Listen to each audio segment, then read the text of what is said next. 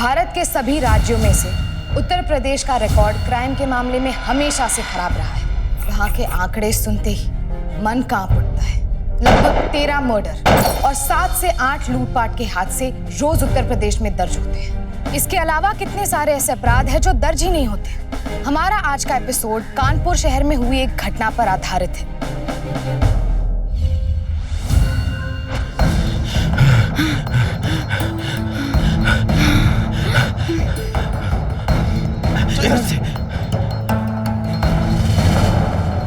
शोभा! भाई साहब छोड़ना नहीं, छोटे भाग भाग। शोभा जल्दी।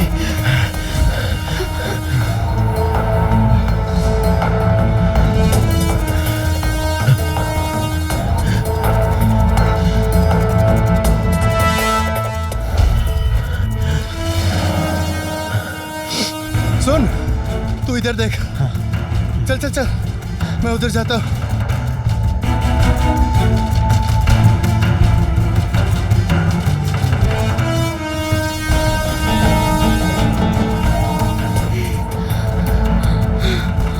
भाई साहब! भाग शोभा, आजा।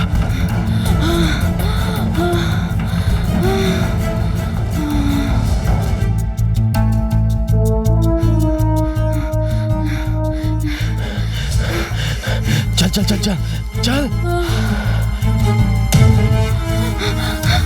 छोटे भाग! रुक शोभा!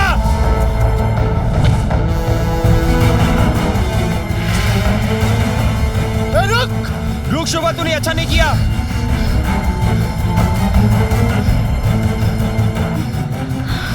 ये रे भाई साहब। भाग शोभा।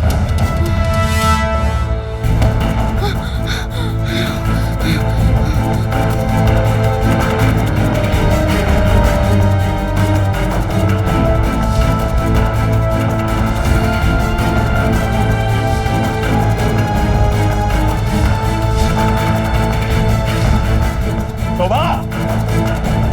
बाहर निकल शोभा! निकल बाहर! मैं कह रहा हूं निकल!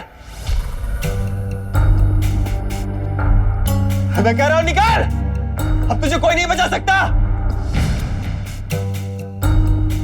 शोभा, मैं अपने आप को इन लोगों के हवाले कर देता हूँ। कम से कम तुम तो बच जाओगी। नहीं नहीं नहीं दिनेश, बिल्कुल नहीं। अगर हमने साथ में जीने मरने की कस्में खाई है तो हम साथ जिएंगे और साथ ही मरेंगे। निकल बाहर! हाँ, अब तुझे कोई नहीं बचा सकता। निकल! निकल बाहर! देख शोभा, तू अच्छा नहीं कर रही है। ये पाताल से भी ढूंढ निकालेंगे तुम्हें। यही कहीं छुपे हैं। भाई जी लगता निकल गए। भाग जाएंगे कहाँ? भाई जी इधर ढूंढते हैं। चलो चलो भाई, चलो। आपराधिक मिजाज के 3 लोग गुनाह के इरादे से दिनेश और शोभा नाम के एक लड़के और एक लड़की का पीछा कर रहे थे। दहशत की लकीरें उनके चेहरे पर साफ दिखाई दे रही थी। अपनी जान बचाने के खातिर दिनेश और शोभा एक साथ बेतहाशा भागे जा रहे थे। पर क्यों? आखिर कौन सी खता इनकी जान पर बनाई थी? खौफ के घने साए में मौत से क्यों भाग रही थी ये 2 जिंदगियां? आज जो घटना हम आपको दिखाने जा रहे हैं वो उत्तर प्रदेश के कानपुर शहर में साल 2010 में घटी थी। संदीप, अरे दिनेश, क्या हुआ यार? तू इतना घबराया हुआ, पसीने में, क्या परेशानी है? गायत्री, 2 गिलास पानी लाना जल्दी। नहीं, पानी वानी कुछ नहीं। हम लोग इस वक्त बहुत बड़ी प्रॉब्लम है यार। क्या प्रॉब्लम हो गई यार? बता, अभी सॉल्व कर देते हैं। यार हम दोनों की जान को खतरा है। खास करके इनकी जान। दिनेश, शोभा, क्या हुआ? लो पानी पियो। तूने गुरदीप सिंह और रणदीप सिंह, इनका नाम जरूर सुना होगा। हाँ सुना है यार, बट इनका क्या पंगा हो गया तेरे साथ? दरअसल वो शोभा के गायत्री, अंदर आओ। तू 1 मिनट रुक यार, टेंशन मतलब मैं 1 मिनट में आया अभी। हाँ, नामी गुंडे हैं गुरदीप और उसके भाई। हमें कोई जरूरत नहीं किसी के फटे में पैर डालने की, समझे? जो भी आए उन्हें मना कर दो, हम उनकी मदद नहीं कर सकते।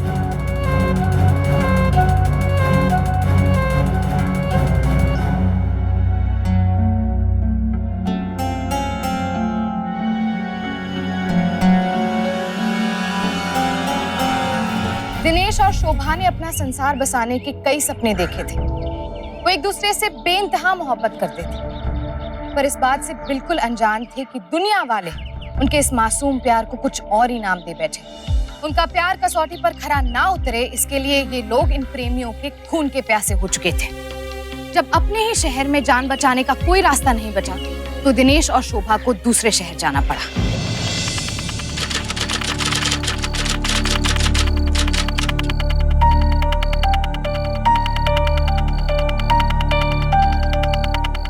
आइए आइए, रूम चाहिए? जी, डबल बेडरूम। हाँ हाँ, मिल जाएगा। आप यहाँ पर अपना नाम और पता लिख दीजिए। 200 रुपये एक दिन का चार्ज है। 12 बजे का चेकआउट टाइम है और 12 से 12:30 बजे भी हो गए तो दूसरे दिन का पैसा भी लग जाएगा। ठीक है? फोन, लोकल फोन 3 रुपया और एसटीडी तो मीटर के हिसाब से।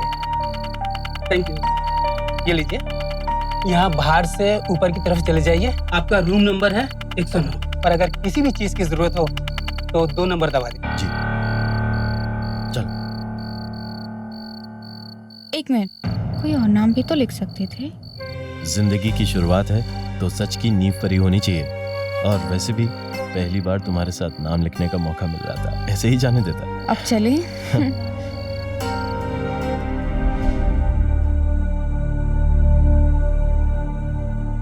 दिनेश, हाँ यार, यहाँ पे नेटवर्क ही नहीं है। क्यों झूठ बोल रहे हो दिनेश? ये कैसी मुसीबत में डाल दिया है मैंने तुम्हें? मेरी जान, जब तक हमारे प्यार का नेटवर्क है, हम हर मुसीबत से निकल जाएंगे। तुम भी ना। क्यों? बड़ा वो हूँ मैं। हाँ। मुझे छोड़ने का मन तो नहीं कर रहा, बट एक फोन करना जरूरी है। सोच रहा हूँ जीजा जी से भी बात कर लूँ, उन्हें भी बता दूँ। जीजा जी को क्यों? अरे दीदी घर पे आई हुई है, जीजा जी भी साथ में। अच्छी बात यह है कि कम से कम एक आदमी तो है घर पे। अच्छा ठीक है, तुम जल्दी वापस आना, मैं तुम्हारा इंतजार करूंगी। 2 मिनट।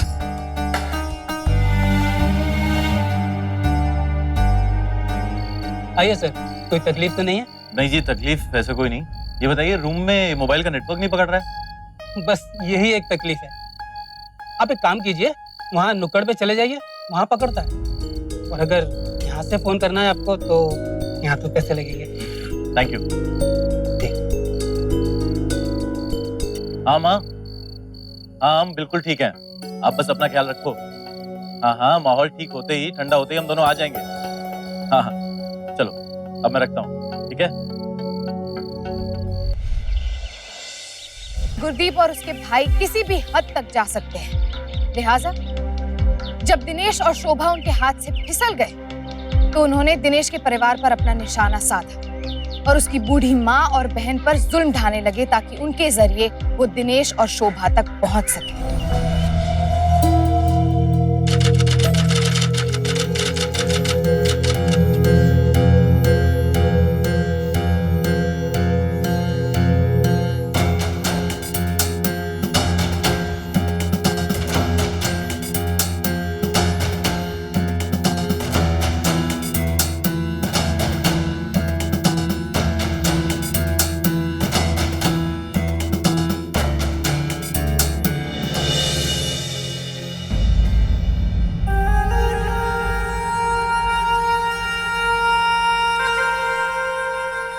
तुम्हें डर नहीं लग रहा?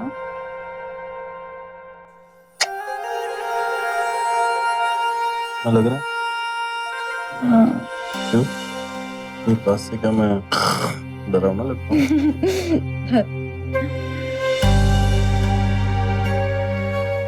मुझे इस बात का डर लग रहा है, अगर वो लोग यहाँ आ गए तो ये सब कुछ मेरी वजह से हो रहा है ना दिनेश? भी ना शोभा, खुद भी डर रही हो और मुझे भी डरा रही है। अरे जब मियाँ बीवी राजी तो क्या करेगा काजी? अब जो भी होगा साथ में देखा जाएगा। बोलो हाँ, बोलो हाँ, बोलो हाँ, हाँ हाँ हाँ हाँ हाँ हाँ। कौन है? दिनेश कहाँ जा रहे हो? पता नहीं कौन होगा। कौन है?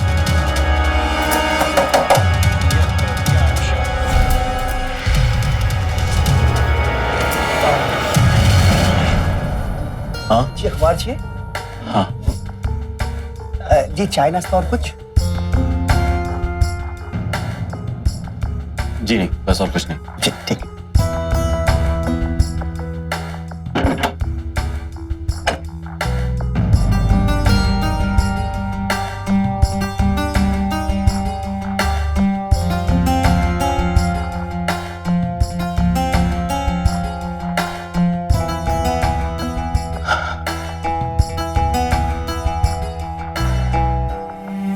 क्या हुआ? तुम भी ना यार, डर गई। चलो कोई नहीं, हम लोग आज बाहर नाश्ता करने चलते हैं। तुम्हें मसाला डोसा पसंद है ना? यहाँ पास में ही इडली डोसा बनाता है, बहुत बढ़िया। आज वहीं खाते हैं। बोलो हाँ। हाँ हाँ।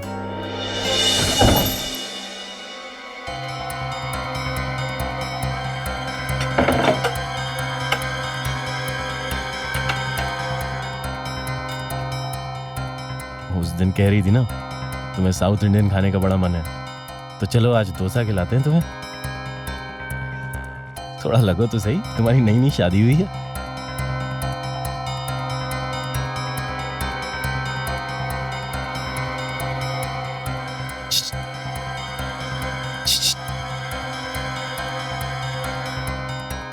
शोभा, एक मिनट, आंखें बंद करो। क्यों? कहाना बंद करो, मैं अभी आया। तुम क्या कर रहे हो दिनेश? 10 रुपए। तुम बस आंखें बंद करके खड़ी रहो, मैं आ रहा हूं, यही हूं। दिनेश, टन-टना। मैं जानता हूं कि मेरा ये तरीका बहुत पुराना है, बट तुम्हें खुश करने के लिए मैं कुछ भी कर सकता हूँ। दिनेश ये क्या कर रहे हो? सब देख रहे हैं। हाँ तो देखने दो, एक लड़का लड़की को फूल दे रहा है तो दुनिया देखेगी।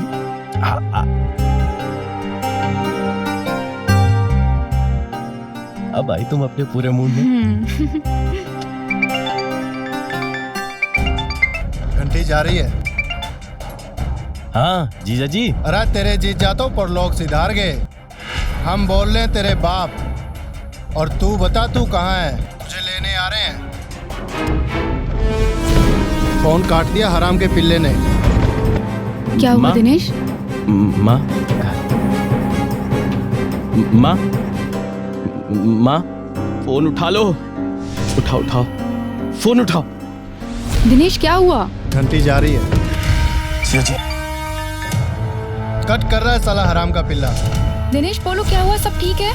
उसे पता चल गया, हम लोग आ रहे हैं उसके पास। भाग जाएगा, जल्दी चल। जीजा जी के फोन से फोन कर रहे हैं वो लोग, पता नहीं सब लोग कैसे हैं। मुझे तो बड़ा डर लग रहा है, घर पे कोई फोन नहीं उठा रहा है। माँ, माँ, फोन उठा लो।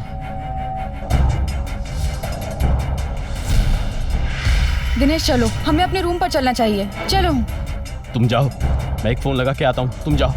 नहीं दिनेश प्लीज, मुझे डर लग रहा है। तुम मेरे साथ चलो। तुम्हें इस बात का एहसास भी है कि मेरे घर वाले कितनी बड़ी तकलीफ में है वहां पे? सॉरी, मैं आता हूँ, तुम जाओ और कमरे से बाहर मत निकलना। मैं कुछ खाने को भी लेके आता हूँ, यहाँ नेटवर्क नहीं आ रहा है। जाओ जाओ।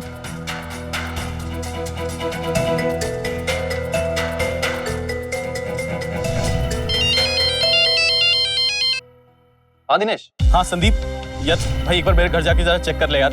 मैं बड़ी टेंशन में हूँ यार अभी इस वक्त। थोड़ी तसल्ली हो जाएगी यार, इतना सा छोटा सा काम कर दे यार प्लीज।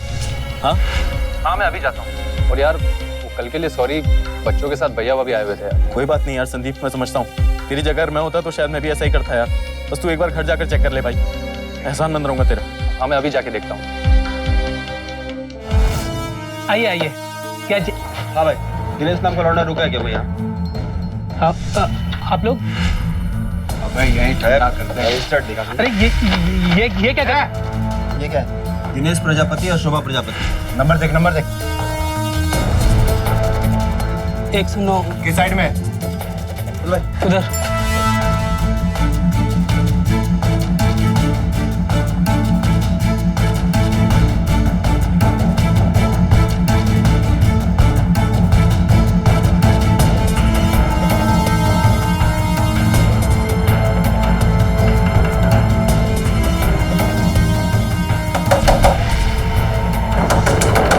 कौन है?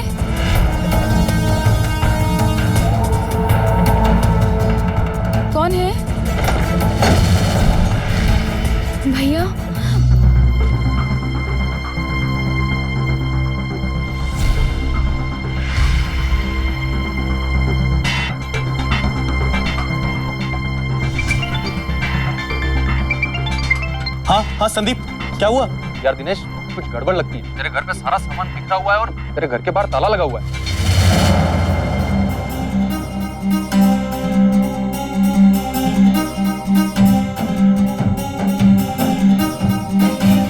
क्या हुआ ऐसा? शोभा, शोभा, शोभा, शोभा, शोभा, शोभा, शोभा, शोभा, शोभा, मेरी वाइफ कहाँ है? मेरी वाइफ? वो लोग आपकी वाइफ को उठाकर ले गए। कौन लोग? 2 लोग थे। लंबी चौड़ी कद काठी के? हाँ हाँ, कुर्ता और जीन्स पहने थे और छोटी छोटी सी मूंछें थी। कहाँ ले गए? उधर।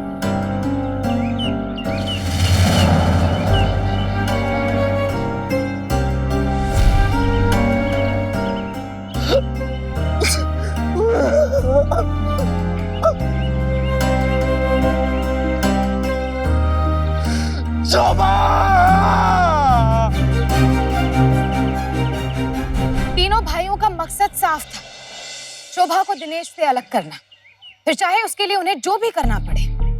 दिनेश का पता जानने के लिए उन्होंने दिनेश की माँ, बहन और जीजा जी को बुरी तरह से मारा, पीटा और भूखा प्यासा रखा।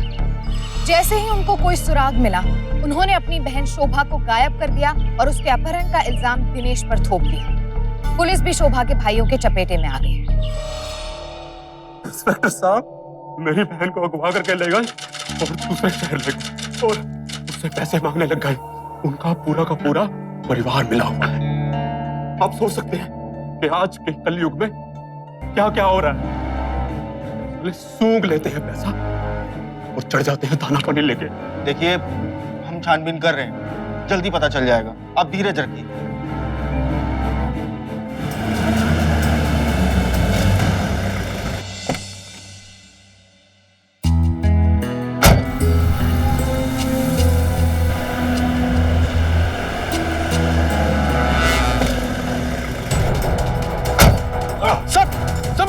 सर, मैंने कुछ नहीं किया। सर, मेरी बात सुनिए सर, मेरी वाइफ को जबरदस्ती उठा के ले गए सर, मेरी बात तो सुनिए सर, 2 मिनट सर। अब आ गया शिकार जाल में। भाई साहब ठीक ही कहा करते थे कि सूंघते सूंघते एक दिन आ ही जाएगा। जाके फोड़ दूं साले को। अरे नहीं, भाई साहब से कुछ तो सीख ले। अरे जब शिकार सामने से खुद ही जाल में आ गया तो उसमें वार कैसा करना है। और वैसे भी ये सेवा लिए हैं वर्दी वाले हमसे। साले काहे लड़की? उसको कोई नहीं छुपाया था। अब दोनों एक दूसरे से प्यार करते थे साहब, पर अलग अलग जाति के थे, इसीलिए साहब ये सब हुआ। साहब मेरे यकीन मानो साहब, हमें प्लीज बचा लो साहब। पहले तो लड़की को लेके भाग गया पैसों के लिए और अब कहानियां बनाना है। अरे जितनी बच्ची कुछ जान है ना वो भी निकाल लेंगे अगर सच नहीं बोला। नहीं साहब, एक तरह से बता दे, नहीं तो बहुत मारूंगा। साहब सच बोल रहे साहब, जल्दी बता।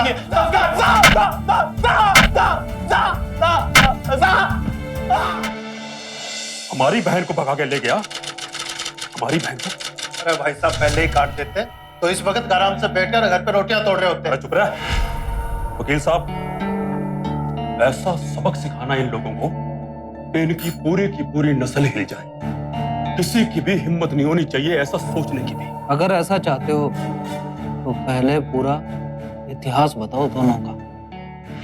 अरे इतिहास क्या है जी, छोटी सी स्टोरी थी, हमने ढील दे दी, रामायण बन गई। अरे गजानंद जी, दोनों कॉलेज में साथ में पढ़ते थे। साले ने फंसा लिया हमारी बहन को। अपनी बहन को तो मैंने बहुत डराया, धमकाया, समझाया कि वो दूसरी जात का है, पर हमारी धमकियों का उस पर कोई असर नहीं हुआ। मतलब जी दोनों ने चुपके से कोर्ट में शादी कर ली। जी मैं तो आया कि काट दूं दोनों को उसी वक्त। और शोभा को तो मैंने अपना खून समझकर छोड़ दिया, पर उस लौंडे को मैंने पूरे कॉलेज के सामने तोड़ा। मतलब बहुत पूछते हो गजानंद जी आप। मतलब ये कि दोनों भाग गए घर से। देखो जी ऐसा है, अपनी बहन की चर्बी तो आप खुद उतारो, बाकी रही बात उस लौंडे की तो उसकी चमड़ी हम उधड़वा ही देंगे। ये एक बहुत ही संजीदा अपहरण का मामला खुलकर सामने आ रहा है। इसकी जांच में जरा भी लापरवाही नहीं होनी चाहिए। शोभा ठाकुर की उपस्थिति इस मामले में बहुत ही जरूरी है। इसलिए यह अदालत पुलिस को शोभा ठाकुर को ढूंढने के लिए 1 महीने का समय और देती है। इन हालात में दिनेश प्रजापति, देवयानी कोहलावत, मिस्टर अरुण कोहलावत और मिसेस इंद्रानी प्रजापति, इन सबको पुलिस अपनी हिरासत में ही रखेगी और इनकी बेल की दरख्वास्त नामंजूर की जाती है। दिनेश, दिनेश ये तो बता, शोभा कहाँ है? माँ उसके भाई उसे उठा के ले गए, मुझे नहीं मालूम कहाँ है वो। जज साहब हमारी बात सुनिए। जज साहब, गुरदीप और उसके भाई सिर्फ खतरनाक ही नहीं बल्कि बेहद शातिर किस्म के साजिशकर्ता भी थे। कानून का ही सहारा लेकर उन्होंने एक बेगुनाह को कानून के शिकंजे में फंसा दिया। शोभा के अपहरण के आरोप में दिनेश को जेल की सलाखों के पीछे धकेल दिया गया और इन सब के पीछे गजानन जैसे नामी वकील की भी अहम भूमिका थी। लेकिन दिनेश के खिलाफ रची जा रही ये साजिश का अंत नहीं बल्कि आगाज था। अभी तो एक और खतरनाक चाल बाकी थी। भाई साहब, ये तो अपनी बहन शोभा ही है भाई साहब। देखिए ना क्या हालत कर दी इसकी। शोभा, शोभा, भाई साहब इसे छोड़ के चलेंगे भाई साहब। भाई साहब उसको मारा, उसको जिंदा नहीं छोड़ेंगे भाई साहब। उसको जिंदा मत छोड़ना भाई साहब। इंस्पेक्टर, इन लोगों को छोड़ना मत। इन लोगों को फांसी की सजा होनी चाहिए, फांसी की। मिस्टर दिनेश, नवंबर 5 और 6, 2010 को शोभा आपके साथ जामपुर के गणेश लॉज में थी या नहीं? थी, लेकिन उसे वहां से उसके भाई उसकी मर्जी के खिलाफ उठा कर ले गए थे जज साहब। ऐसी मनगढ़ंत बातें करना बहुत आसान है मिस्टर दिनेश, लेकिन क्या आपके पास कोई सबूत या गवाह है आपकी इस बात को साबित करने के लिए? माय लॉर्ड, शोभा ठाकुर का शव मिलने के बाद ये केस और भी संगीन हो गया। इतनी निर्मम हत्या आज तक कभी देखी नहीं गई है। तमाम गवाहों और सबूतों के आधार पर यह अदालत दिनेश और उसके परिवार को शोभा ठाकुर की हत्या का जिम्मेदार मानती है। इस हत्या में सहभागी होने के लिहाज से इन सबको दफा 302 और दफा 359 के तहत उम्र कैद की सजा सुनाती है। जज साहब, आप चाहे तो मुझे पकड़ लीजिए और मेरे परिवार को जान दीजिए जज साहब। हम लोग बेकसूर हैं। मेरी बात तो सुनिए, दुहाई दे रहे जज साहब, मेरी बात सुनिए। हम लोग बेकसूर हैं जज साहब। गुरदीप और उसके भाइयों की खतरनाक साजिश का एक वो दांव था जिसमें दिनेश और उसका परिवार पूरी तरह जकड़ चुका था। जेल की 4 दीवारी में कैद की घुटन अब उनकी किस्मत बन चुकी थी। आखिर जुर्म क्या था दिनेश का? सिर्फ इतना कि वो शोभा से प्यार करता था, सिर्फ इतना कि उनकी मोहब्बत ने जातियों की बेड़ियां तोड़ी थी। जरा आप ही सोचिए, 2 जज्बातों का मेल जात पात के ठेकेदारों के गले में कांच की तरह क्यों उतर जाता है? अफसोस, ना तो ये सवाल नया है, ना ये सिलसिला और ना ही ये सितम जिसके चपेट में दिनेश और उसका परिवार ही नहीं बल्कि अब शोभा भी आने वाली थी। जी हाँ, वो शोभा जो मरी नहीं, जिंदा थी। डॉक्टर साहब, संगीता का इलाज चलते रहना चाहिए। आप बिल्कुल बेफिक्र रहिए, टेंशन मत लीजिए। पैसे की चिंता बिल्कुल मत कीजिएगा, कम पड़ेगा तो मिल जाएगा, लेकिन कोई पंगा नहीं होना चाहिए। नहीं, पंगे की क्या बात है? बाहर किसी को भी पता नहीं चलना।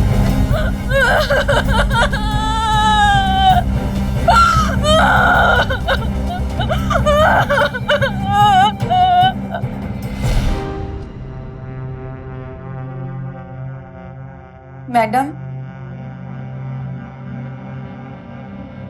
क्या मैं आपको पागल लगती हूँ? देखो संगीता, मैं यहाँ पर वार्डन हूँ, कोई डॉक्टर नहीं। ये काम डॉक्टर लोगों का है, वो जो बोलेंगे मुझे वैसा करना ही पड़ेगा। मैंने आपसे कितनी बार कहा कि मेरा नाम संगीता नहीं शोभा है। अच्छा ठीक है शोभा, तुम जाओ।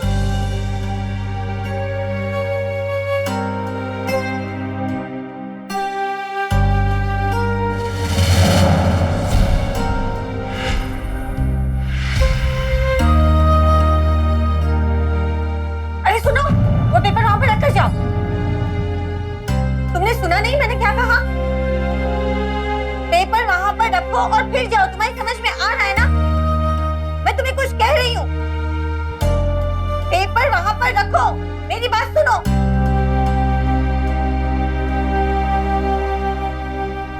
बहन की खुशी के लिए भाई सर्वस्व न्यौछावर कर देता है, लेकिन यहाँ तो अपनी सगी बहन का सर्वनाश किया था उसके अपने भाइयों ने।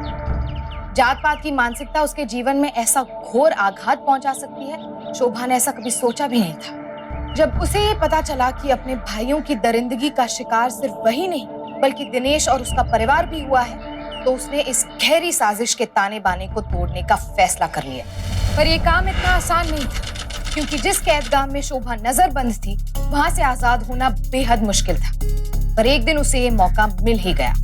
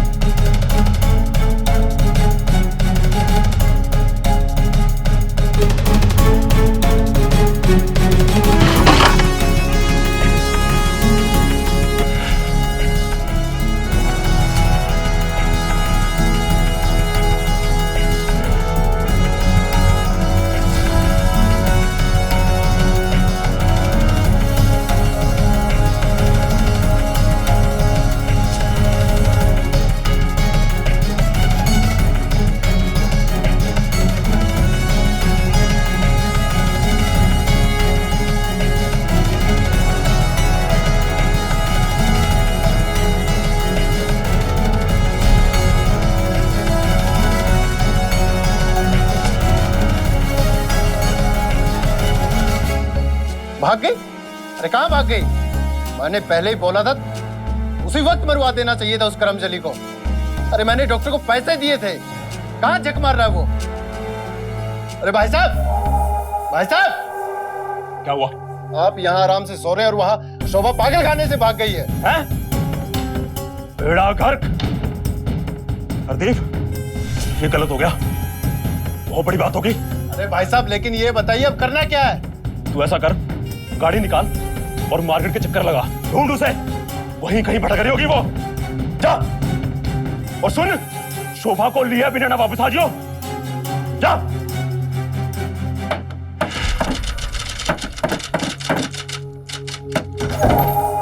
अरे शोभा, तुम जिंदा हो? क्या हुआ? अरे क्या हुआ शोभा? शोभा, देख ये कपड़े पहन ले, उठ।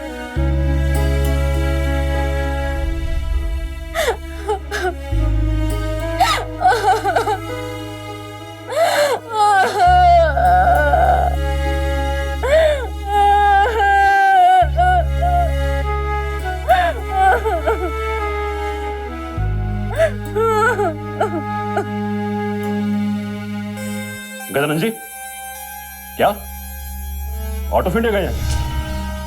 नहीं नहीं, ठीक है। तुम्हारा किस्सा तो अमन वैदा की मिसाल है। दाद देती हूँ मैं तुम्हारी हिम्मत की, जो तुमने यहाँ तक आने की हिम्मत जुटाई।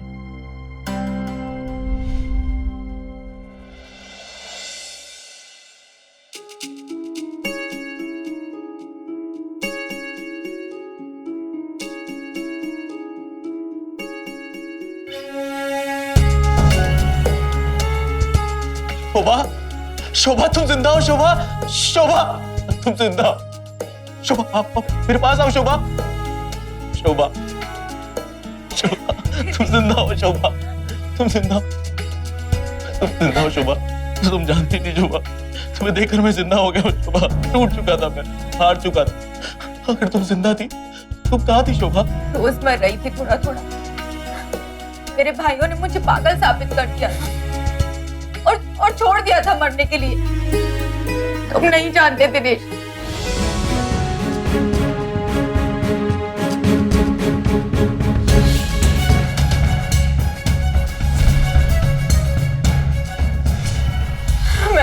फोटो देखा, इसलिए मैं तुमसे यहाँ पे मिलने आई। दिनेश, मम्मी, दीदी और जीजा जी, इन सब से मेरी तरफ से माफी मांगना। तुम सबको मेरी वजह से बहुत तकलीफों का सामना करना पड़ा ना। नहीं शोभा, ऐसा बिल्कुल भी मत सोचो। तुम्हें कितनी तकलीफों से गुजरना पड़ा है। नहीं दिनेश, अब और नहीं। उन्हें अपनी ताकत का बहुत घमंड है ना। अगर वो रिश्तों से ऊपर जा सकते हैं तो मैं भी अपने रिश्तों के लिए कुछ भी कर सकती हूँ। चलिए चलिए, मिलने का टाइम खत्म हो गया। बस 2 मिनट। शोभा, अब मैं चलती हूँ दिनेश, बहुत कुछ करना है। शोभा, शोभा, शोभा, शोभा।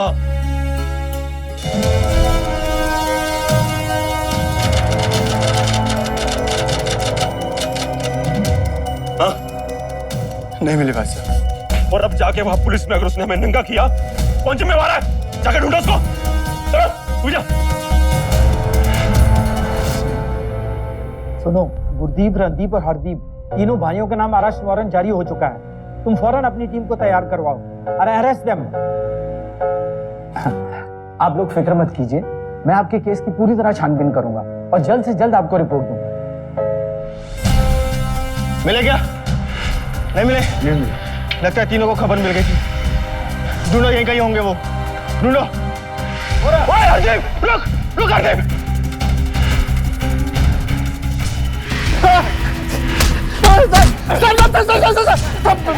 बेकसूर है।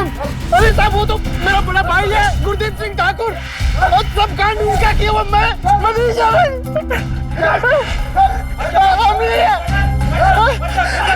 नहीं भाईजी, कुछ करो भाईजी, फंस गए पूरे हम यार। अरे चुप कर, मुझे सोचने दे।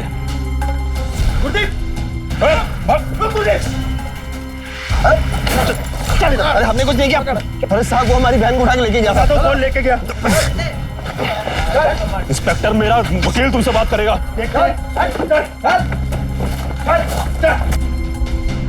मिलोट, ये लड़की संगीता है जो पागल खाने से भाग कर आई है। किस बिना पर तुम अपने आप को शोभा बताती हो? इस बिना पर माय लॉर्ड।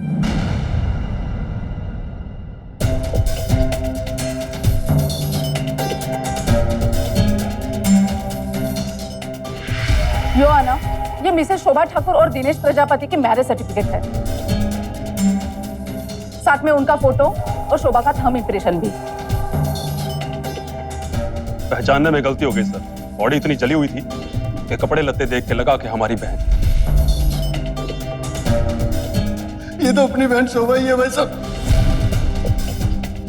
सर, मैंने इन दोनों को देखा था, शोभा को अपनी गाड़ी में जबरदस्ती डालकर ले जाते हो। माय लॉर्ड, इन तीनों भाइयों ने मिलकर जातिवाद के नाम पे कानून और न्याय की प्रणाली के साथ घिनौना खेल खेला है।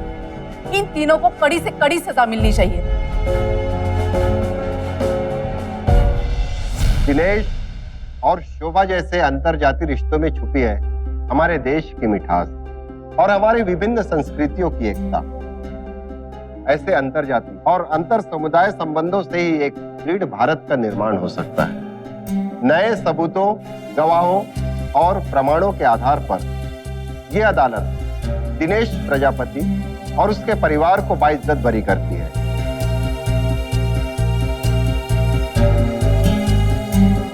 और साथ ही न्याय तंत्र से हुए इस गलत फैसले के लिए माफी भी मांगती है। गुरदीप, रणदीप और हरदीप ठाकुर को ऐसा दंड मिलना चाहिए कि पूरे देश में जातिवाद की सोच रखने वालों के मन में ऐसा कोई कांड करने के पहले डर बैठे। इसलिए यह अदालत तीनों भाइयों पर मुकदमा चलाने का आदेश देती है।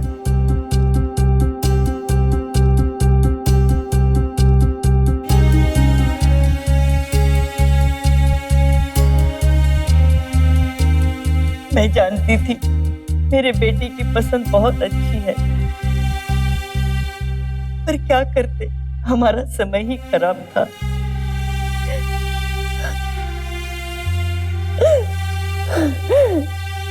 जातिवाद का जहर जब रगों में खून की तरह दौड़ने लगता है तो खून के रिश्ते भी बेईमानी हो जाते हैं। शोभा अपने तीनों भाइयों की इकलौती सगी बहन थी जिनसे उसे बेशुमार प्यार मिलना चाहिए था, जिनकी सुरक्षित छांव में उसकी जिंदगी खुशहाल गुजरनी चाहिए थी। लेकिन हुआ क्या? उन्हीं भाइयों ने शोभा की जिंदगी को नर्क बना दिया सिर्फ इसलिए क्योंकि उसका प्यार जात पात की दीवार को लांघ गया।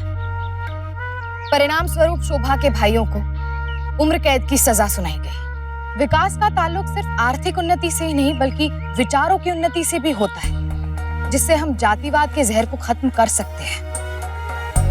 आज भी उत्तर प्रदेश में हर रोज जात पात संबंधित कम से कम 3 घटनाएं जरूर होती हैं।